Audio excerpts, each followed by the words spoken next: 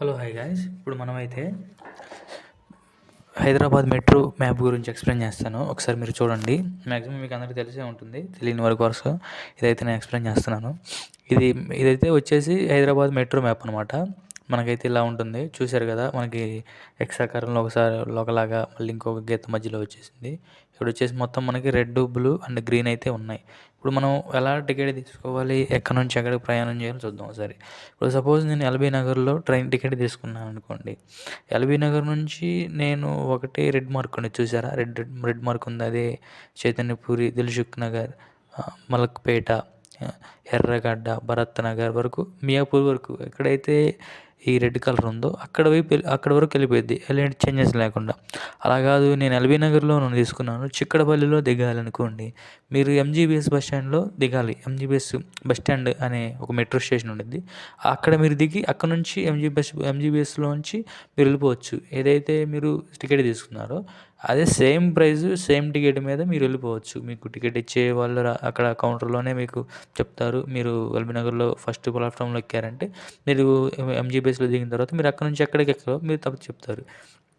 తర్వాత మీరు నాగోల్ నుంచి ఒకవేళ జర్నీ చేస్తున్నట్లయితే నాగోల్ నుంచి రాయదుర్గ్ వరకు కూడా ఒకటే ఉంటుంది, ఒకటే ట్రాక్ ఉంటుంది. బ్లూ మార్క్ ఉంది కదా, అది మొత్తం ఒకటే ఉంటుంది. అక్కడికైతే మీకు ఇబ్బంది ఉండదు. మీరు నాగోల్ నుంచి గాంధీ హాస్పిటల్కి వెళ్ళాలనుకున్న వాళ్ళు నాగోల్లో మీరు ఎక్కి ఆ తర్వాత పారాడైగ్రౌండ్ అని అక్కడ ఉంటుంది. అక్కడైతే మీరు దిగి మళ్ళీ ఇటు నుంచి ఇటు రావు. మీరు అక్కడ నుంచి ఇంకో ట్రైన్ అయితే మీరు ఎక్కాలి. అలా కాకుండా ఎస్ఆర్ నగర్ అనేది మీరు ఎక్కాలంటే మీరు డైరెక్ట్గా వచ్చేసి అమీర్పేటలో దిగి మీరు అమీర్పేట నుంచి డైరెక్ట్గా మీరైతే ఎస్ఆర్ నగర్కి వెళ్ళిపోవచ్చు, పక్కన స్టేషన్ కాబట్టి.